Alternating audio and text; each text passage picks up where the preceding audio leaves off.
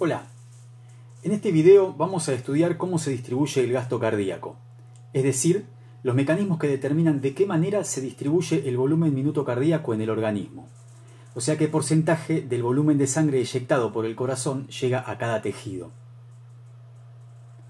No proponemos estudiar la demanda metabólica del organismo y la oferta distal de oxígeno, y de qué modo esa oferta distal de oxígeno se distribuye de acuerdo con las necesidades metabólicas de cada tejido.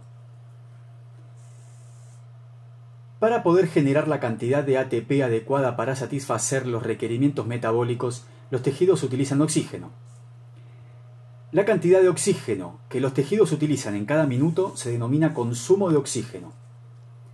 Ese oxígeno es proporcionado por el sistema cardiovascular y respiratorio, y la cantidad que le proporcionan en cada minuto se denomina oferta distal de oxígeno.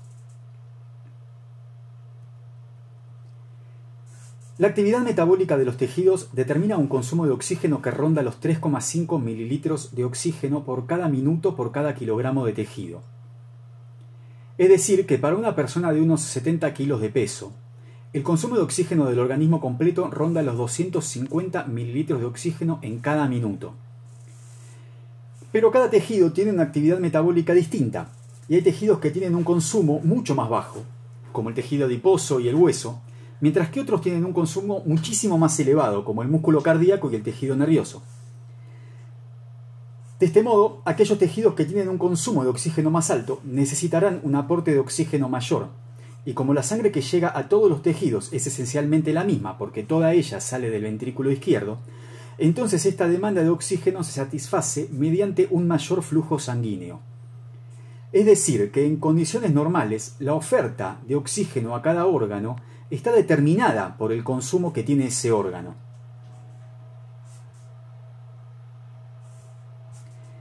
Si tomamos todo el organismo en su conjunto, la oferta distal de oxígeno o delivery de oxígeno, que reitero es la cantidad de oxígeno que llega a los tejidos en cada minuto, está dado por dos factores. Como el oxígeno es transportado a los tejidos a través de la sangre, la oferta distal de oxígeno depende de cuánta sangre es eyectada por el ventrículo izquierdo en cada minuto, lo que conocemos como volumen minuto o gasto cardíaco. Además, depende de cuánto oxígeno contenga esa sangre que sale del ventrículo, y eso se denomina contenido arterial de oxígeno. O sea que la oferta distal depende de cuánta sangre se mueve y de cuánto oxígeno transporta esa sangre. Como el objetivo de este video es estudiar cómo se distribuye el gasto cardíaco, vamos a concentrar la atención en los factores que lo determinan. El gasto cardíaco está dado por la frecuencia cardíaca y la descarga sistólica, es decir, el volumen expulsado por el ventrículo en cada latido, o volumen sistólico, multiplicado por la cantidad de latidos que hay en cada minuto, que es la frecuencia cardíaca.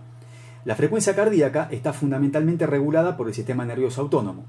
Un aumento de la actividad simpática o una disminución de la actividad parasimpática provocan un aumento de la frecuencia cardíaca, mientras que si baja la actividad simpática o si aumenta la actividad parasimpática, disminuye la frecuencia cardíaca. La descarga sistólica está dada por la precarga, la poscarga y la contractilidad. Para un ventrículo dado, un aumento de la precarga aumenta el volumen sistólico. Un aumento de la poscarga reduce el volumen sistólico. Y un aumento de la contractilidad aumenta el volumen sistólico. Ese gasto cardíaco inyectado por el ventrículo izquierdo en la circulación sistémica, cuya resistencia periférica es esta, determina una presión arterial que está dada por la ley de Poiseuille. Visto de otro modo, un ventrículo que inyecta sangre en un circuito sistémico de resistencia R, aplicando una presión igual a la presión arterial media, logra hacer circular este volumen en cada minuto. Esto sucede así si considero el circuito completo, pero lo cierto es que la cantidad de sangre que llega a cada tejido en condiciones normales se adecua a las demandas metabólicas de ese tejido, y esto requiere mecanismos de regulación que permitan que cada tejido reciba la cantidad de sangre que le permita satisfacer su consumo de oxígeno. Aplicando entonces la ley de Poiseuille a cada circulación regional, el flujo sanguíneo que atraviesa un determinado órgano está dado por la presión de perfusión a ese órgano y la resistencia vascular de esa porción del circuito. Para la mayor parte de los tejidos, la presión de perfusión es la presión arterial media, pero hay algunos tejidos en los cuales los vasos sanguíneos están sometidos a fuerzas externas que tienden a comprimirlos, como la presión intracraneana en los vasos cerebrales y las fuerzas contráctiles en el caso de los músculos esqueléticos y en el músculo cardíaco. En esos tejidos en los cuales aparecen fuerzas exteriores aplicadas, la presión de perfusión es la diferencia que existe entre la presión dentro del vaso, que es la presión arterial, y la presión que tiende a comprimir el vaso.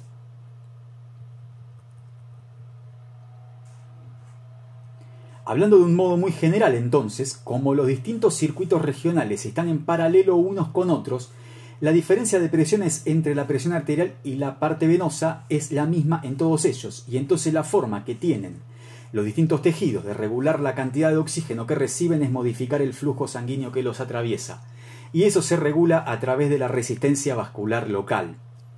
Por ejemplo, para la misma presión de perfusión, se consigue un aumento en el flujo sanguíneo a través del tejido mediante la reducción de la resistencia vascular.